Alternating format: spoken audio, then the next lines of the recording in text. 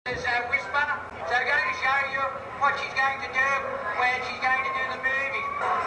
If you're going to be in the circus, okay, and you're going to do movies, what you've got to do is you've got to be able to do something a little bit different. And instead of barking like most dogs do, she whispers.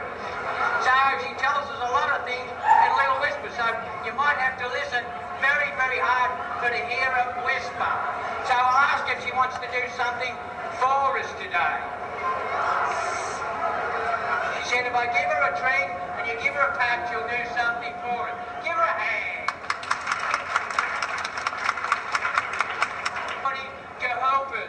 We need somebody with a $5 note that they're going to get back, okay?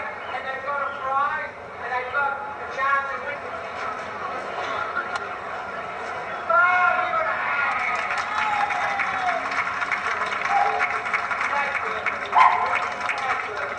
Everyone can see if she kisses him or not. This is the leading man in her life. Okay. One of these little kitties, can you guys just get back just a little bit? Thank you very much.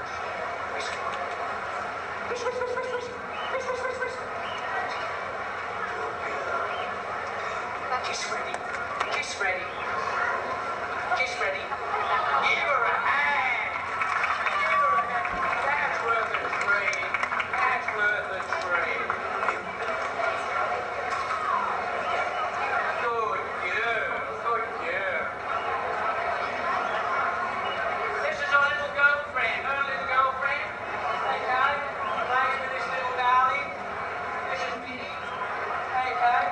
And sometimes when they're going to be in the movies, they've got to rescue somebody. Okay? They've got to rescue somebody.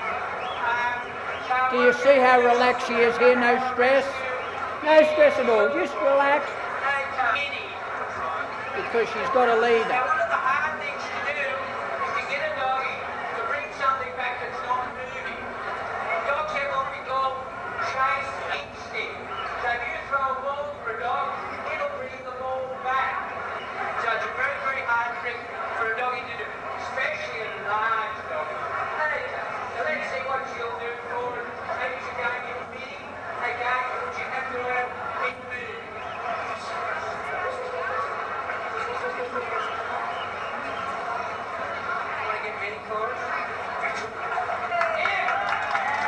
Sometimes in the movies, they got to play sad dog. Sad dog. Let's see if she plays sad dog today for us. Give her a hand. Sad dog. Jump through the hood. Let's see if she'll jump through the hood for Daddy.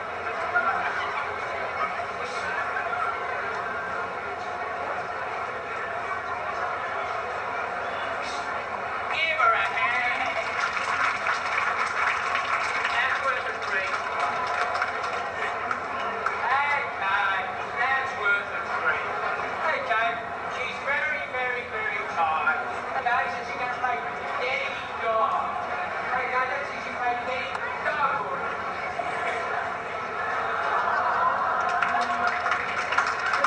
Daddy Dog, you've got to cover them up.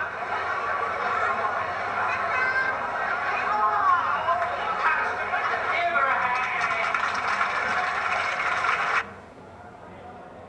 Give her a hand, come on. Failure to see you. Okay, look. Did you notice you could hear my voice talking to the clients, okay, or the customers and the audience, and for a whisperer I've got a very large voice, but when I'm talking to dogs, you notice you couldn't hear me talk to her. There was no, sit, stay, couldn't hear me, okay? Because that's it, you just don't have to. You just don't have to, and that's what it's all about. And it makes a huge difference if you've got a close communication with your dog. Your dog's got to respect you. A lot of people try to get their dog to do what they want them to do by bullying them. And, you know, it's a little bit like parents. If they bully you, you don't particularly like them as much as if you respect them and you do it because, you know, you respect them. And that's with your dog. Can we turn our mobiles off, guys, please? I would ask you to do that. We're only going to be another 20 minutes or whatever, please. Thank you. So the thing is this, if you've got your dog respecting you and you're giving your dog guidance, okay?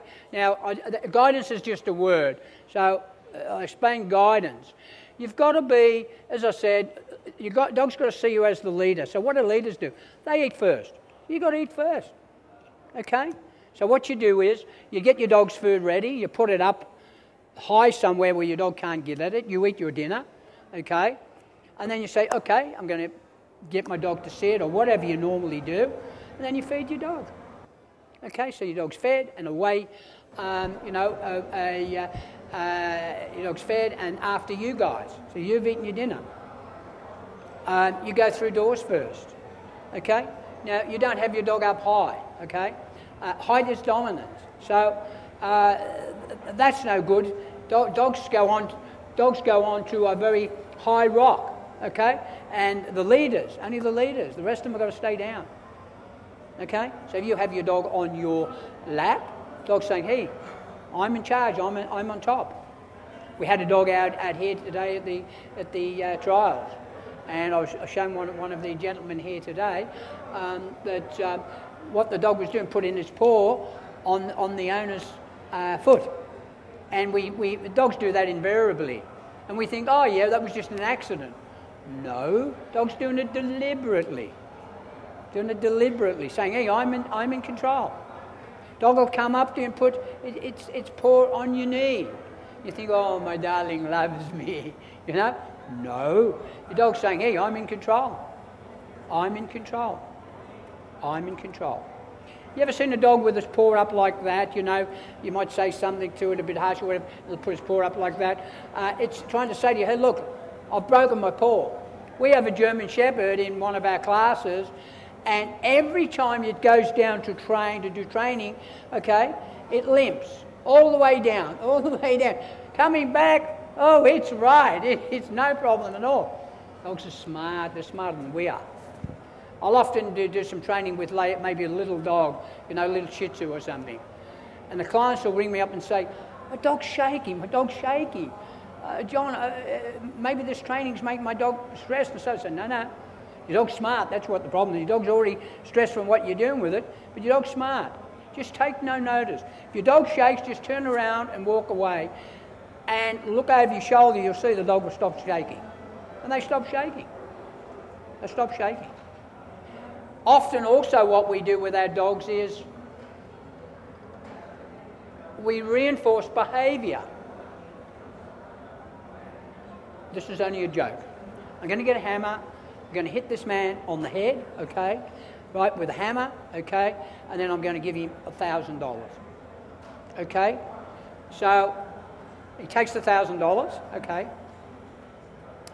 Then I come again with the hammer, okay. He thinks, hang on a moment. I think $1,000 a night, I'm not going to get hit again. So he'd be very, very, very cautious about that. Okay. But let us say, right, that actually when I hit him on the head, he starts to not worry about the hit on the head because you're going to get $1,000 in American. Okay. And he starts then accepting it. So what are we doing? We're reinforcing that so that he's finding that's not so bad because he's getting rewarded. A little bit like our dog scratches at the back door. And first we try to stop him and say, no, hey, don't do that. Well, our dog wants our attention, so what's happened? It's got our attention, hasn't it? Okay, that's the first thing. Now, the next thing is, it does that again. It scratches at the door and annoys it. So I'll blow it, I'll let you in. We've reinforced the behaviour. So the dog knows, hey, hang on, I had to do 5 scratches to get in. So the dog comes, does 5 scratches, okay, and it's expecting to get in. So we didn't open the door that time. So it does 10 scratches, and then we open the door because we're really annoyed that the dog's going to ruin our door. So what happens is the dog knows then it's got to keep going, and we're teaching the dog to keep going. The dog barks and we reprimand it, let's say, okay? Or it barks outside, we bring it in, we're reinforcing the behaviour. We're doing a lot of things that we do not realise. A lot of things with behaviour. Okay, so what can we do?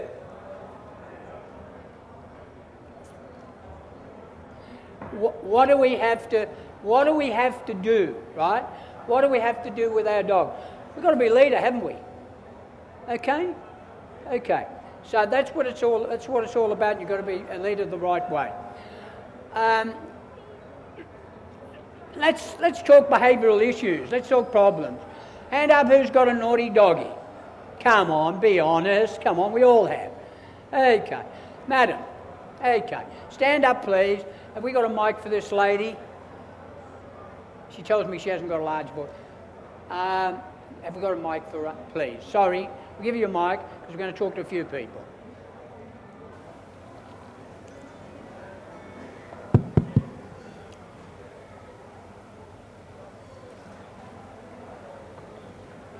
Okay, tell me about your doggy, madam, just briefly, what's happening? He keeps pulling at the leash. He is at the door. When you're walking him? Yeah, when we try to walk him, he's too excited. Yeah. And he's at the door if somebody wants to go out. And he first the door, he'll breach the door, he'll breach the gate, and he wants to go out running. Okay. How old is he? He is going to turn 3 in April. Okay, okay. On the surface, you'd think, all right, he's just over zealous. He's over friendly, wouldn't you? You think he's excited. He's excited. Yeah, but no. What he is he's stressed. He's stressed because he's not getting leadership. He's not. This darling doggy. Let me tell you what you're doing with this darling doggy. And you got to be. You know you get pimples on your tongue if you don't tell the truth, don't you? Okay. And we won't embarrass you. Okay.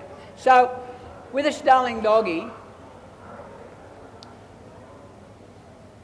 you give him lots of affection and lots of pats and cuddles, don't you? Yes, actually, when he came to us when he was really hurt, and he was ill for about 3 or 4 months at a stretch. So he was pampered because we had to take a lot of care of him. Yeah, of course you did. And probably that got into his head. We guess so. Okay. So you were worried about him with his condition and that sort of thing, and he'd probably been with people that didn't look after him properly. Okay, maybe, I don't know, but let's say. Okay, but when he came to you, you thought, well, this poor darling, we're really, really going to help him. Okay, so that's you with your human cap on. That's right. Okay, but he's got a canine cap on, and he's gone into a new pack. Right. Dogs don't see us as humans. Okay, they see us as dogs. And when he came into your family, how many in your family? We are 5 in our family. And we have 5? Yeah, and 5 dogs too. Okay, so I say no more, zip. Okay, so you've got 5 humans, not that the dog thinks we that. are 10 in all. Okay, so you got 5 in the 5 dogs, and you've got 5 humans. Okay. So, and that's including him. So that's 9 others. Okay. So, in that 9 others, as far as he's concerned, they're all dogs. Okay. And there's a pecking order, and instinctively, he has to put himself in place in that 9. Okay. So, what he does is he takes that on, what he can get away with any of those in the pack, and if he can be more dominant than this one, then he means he's gone up a bit, more dominant than that one, etc. Now, with yourself, let's say, and we don't know, he might see you as 3 down or 4 down or whatever the case may be. And if you're even 1 down, he's not going to take notice of you. You with me? His excitement, okay, is stress. It's stress-driven. It's stress coming out. The energy for what he's doing, all dancing around and so forth, is coming from stress. Okay, and why he's stressed is that in a pack there's got to be a strong leader, and as far as he is concerned, because otherwise the pack would not survive. So there's got to be a strong leader. Now in your pack, what's happening is maybe he's getting a little smack sometimes. Be honest. We're all human. Would that be right or wrong? Be honest. Come on. Pimples.